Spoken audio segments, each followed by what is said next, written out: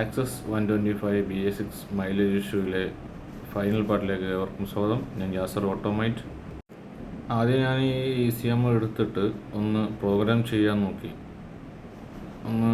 Just ഒന്ന് ഇത് reprogram ചെയ്ത് കഴിഞ്ഞാൽ ക്ലിയർ ആവുമോ എന്ന് വിചാരിച്ചിട്ട് ഒന്ന് ECM എടുത്തിട്ട് മറ്റൊരു വാഹനത്തിൽ വെച്ച് കണക്ട് ചെയ്ത് റീപ്രോഗ്രാം ചെയ്തു. ECM ഓക്കെ ആയി. പക്ഷേ വാഹനത്തിൽ സെറ്റ് ചെയ്ത് നോക്കിയപ്പോൾ വീണ്ടും അതുപോലെ തന്നെ. അപ്പോൾ കാര്യമായിട്ട് ECM മാറ്റേണ്ട അവസ്ഥയിലേക്ക് എത്തി. അപ്പോൾ അങ്ങനെ ECM വാങ്ങി. ഇതാണ് ECM വരുന്നത്. ഇത് 6225 രൂപയാണ് ഇതിനകത്ത് വരുന്നത്. ഇതിൻ്റെ പാർട്ട് നമ്പർ കണ്ടറിയാം. സെയിം പാർട്ട് നമ്പറാണ്. ഓപ്പൺ ചെയ്യാം.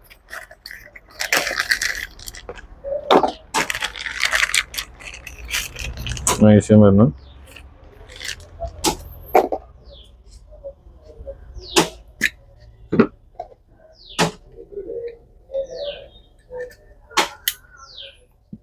അപ്പോൾ ECM കണക്ട് ചെയ്തിട്ടുണ്ട്. ഇന്ന് ചാവി ഓൺ ചെയ്യാൻ പോകണം.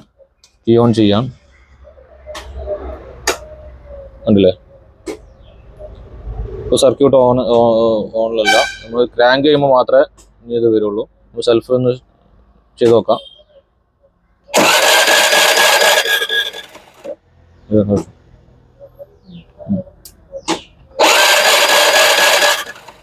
ഇല്ലേ? ഇപ്പോൾ കറക്റ്റാണ്. അപ്പോൾ ഇതിനകത്തുള്ള പ്രോബ്ലം ECM ആണ്. ECM മാറിയപ്പോൾ സംഭവം ഓക്കെ ആയി.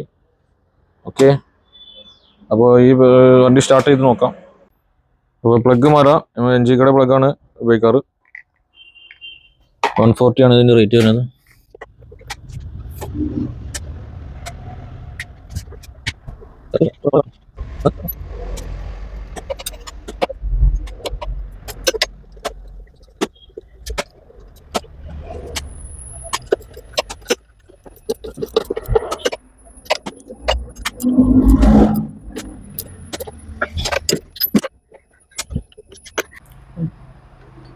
കീ ഓൺ ചെയ്തിട്ടുണ്ട്. അതിന് ഒരു FIയുടെ ഒരു വാണിംഗ് ഇത് കാണിക്കുന്നുണ്ട്. അപ്പോൾ അത് നമുക്ക് സ്കാൻ ചെയ്ത് നോക്കാം എന്താണെന്നുള്ളത്. സ്റ്റാർട്ടായി. ഓക്കെ, വളരെ റണ്ണിങ് വളരെ സ്മൂത്താണ്. എന്ന് വെച്ചാൽ ആദ്യം വന്ന സമയത്ത് മിസ്സിങ്ങും കാര്യങ്ങളും ഇതിനകത്ത് ഹെഡിനകത്ത് പെട്രോളിൽ നിന്ന് എൻജിൻ സ്റ്റക്ക് ആവുന്ന രീതിയിലേക്കൊക്കെ ആയിരുന്നു.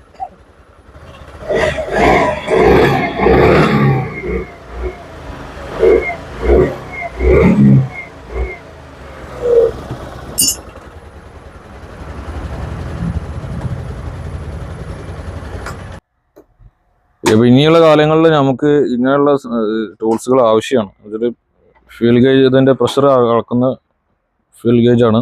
അതുപോലെ പമ്പ് ടെസ്റ്ററാണ്. ഇതിനകത്ത് നമുക്ക് ഡയറക്റ്റായിട്ട് പമ്പ് ചെക്ക് ചെയ്യാൻ പറ്റും. ഇതിന് ബാറ്ററി കണക്ട് ചെയ്തിട്ട് ചെയ്യാൻ പറ്റും. അതുപോലെ തന്നെ ഇഞ്ചക്ട് ക്ലീൻ ചെയ്യാനും പറ്റും. ഇതിനകത്തുള്ള ഈ സോക്കറ്റ് നമുക്ക് ഇഞ്ചക്ട് ക്ലീൻ ആക്കിയിട്ട് ഉപയോഗിക്കാം. രണ്ട് ഇത് കണക്ഷൻ തന്നെ നമുക്ക് സ്പ്രേ ലോഡ് ചെയ്തിട്ട് ഈ കീ ഓണാക്കി ഓഫാക്കി കൊടുത്തു കഴിഞ്ഞാൽ ഇഞ്ചക്ടർ വർക്ക് ചെയ്യുക വളരെ സ്മൂത്തായിട്ട് നമുക്ക് ചെയ്യാൻ പറ്റും പുറത്ത് തന്നെ. അപ്പോൾ രണ്ടിനും ഒരു ടൂളും മതി. അധികം വിലയില്ല, ഉചിതമായ വിലയുള്ളൂ. അതുപോലെ തന്നെ ഇതിൻ്റെ ഫ്യൂൽ ഗേജിൻ്റെ പ്രഷർ ചെക്ക് ചെയ്യുന്ന ഒരു ടൂളാണത്. കൂടുതൽ എല്ലാ സോക്കറ്റൊന്നും ഇല്ല, പുതിയ ഐറ്റംസ് വരുന്നുണ്ട്.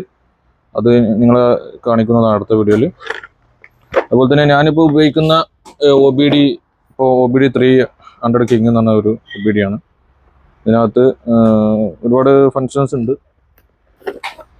നമുക്ക് കുറച്ച് ഹെവി ആയിട്ടുള്ള ഒരു OBD ആണ്. ബാറ്ററിയുടെ ലോഡ് ടെസ്റ്റ് നമുക്ക് ചെയ്യാൻ പറ്റും. ഇതിനകത്ത് ബാറ്ററി നമുക്ക് ചെക്ക് ചെയ്യാൻ പറ്റും. അപ്പോൾ ആ ഒരു ഓപ്ഷൻസും കൂടി ഇതിനകത്തുണ്ട്. അപ്പോൾ നമുക്കത് വണ്ടിക്കകത്ത് ചെക്ക് ചെയ്ത് നോക്കാം എന്താണ് വണ്ടിയുടെ പ്രോബ്ലം എന്നുള്ളത്. ആദ്യം ഒന്ന് കീ ഓൺ ചെയ്തേക്കാം. ഇപ്പോൾ OBD ഓൺ ചെയ്തിട്ടുണ്ട്. ഒരു കളർ ഡിസ്പ്ലേ ആണ് ഇത് വന്നിട്ടുള്ളത്. ഇപ്പോൾ ഞാനത് ഇറേസ് ചെയ്തിട്ടുണ്ട്. അപ്പോൾ ആ FIയും കാര്യങ്ങളും ഒക്കെ പോയിട്ടുണ്ട്. നമ്മൾ സ്കാൻ ചെയ്തിട്ടുണ്ട്. ഇത് സ്റ്റാർട്ട് ചെയ്തപ്പോഴാണ് അതിൻ്റെ ഐഡിയൽ വളരെയധികം ഹൈ ആയിട്ട് നിൽക്കുന്നത് കണ്ടു. അതെന്താണെന്ന് വെച്ചാൽ കാരണം വെച്ചാൽ ഇത് നമ്മളൊരു കാരണവശാലും അതിൻ്റെ ത്രോട്ടിൽ പെഡലിൽ ഒരിക്കലും അഡ്ജസ്റ്റ്മെൻറ്റ് ചെയ്യാൻ പാടില്ല. അതിൻ്റെ അല്ലെങ്കിൽ സ്ക്രൂവിൽ അതുപോലെ തന്നെ മറ്റുള്ള ഇതിലായാലും ഒരിക്കലും ഐഡിൽ അഡ്ജസ്റ്റ് ചെയ്യരുത്. ആ കാരണം കൊണ്ട് പല ബുദ്ധിമുട്ടുകളുണ്ടാവും.